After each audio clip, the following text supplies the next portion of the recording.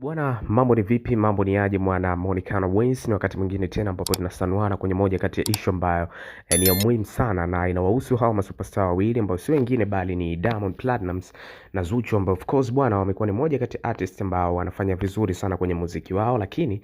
nje ya muziki bwana wako na mahusiano ya kimapenzi na of course waliweza kufunga ndoa hivi karibuni na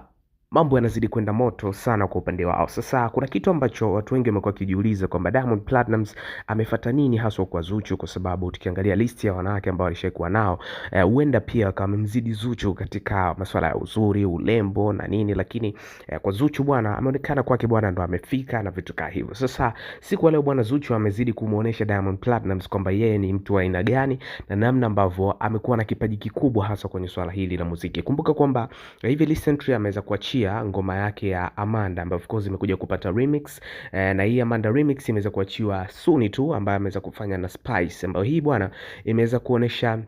mwanga mkubwa sana hasa kuingia kwenye moja kati ya charts kubwa sana za iTunes, chart za Grenada, ambazo hizi bwana huko ndani bwana wanaingia wasanii wakubwa tu. Tukiangalia kwenye hii list bwana ya watu 13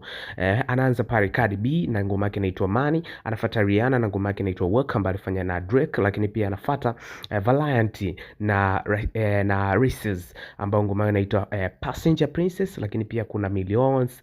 ambao inaitwa Shake It to the Max, lakini pia kuna ngoma kama Shake It 2 ambayo imefanya huyo Molly,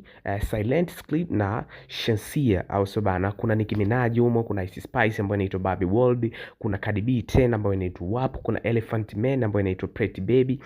kuna Boy T, kuna Up tena Cardi B humo kidogo ameweka ngoma nyingi, lakini pia kuna Long DJ Grab, alafu namba 13 ni Amanda remix na Ice Spice. Sasa hii ni kitu ambayo imeendelea kumfanya Diamond Platnumz bwana kuzidi kuona kwamba huyu bwana ni mtu sahihi zaidi kwa upande wake, kutokana na energy kubwa ambayo anaiwekeza kwenye muziki wake, lakini pia na mapenzi ambayo anazidi kumpa siku hadi siku yeye kama Diamond Platnumz. So hii ni moja kati ya sababu ambayo ni ndani zaidi ambayo Diamond Platnumz amekuwa kiprove zaidi kwa Zuchu, akiona ni namna gani ambavyo anazidi kufurahishwa na mambo ambayo anafanyiwa. Usisahau kucomment, kulike na kusubscribe YouTube channel, kwa sababu wewe ni familia.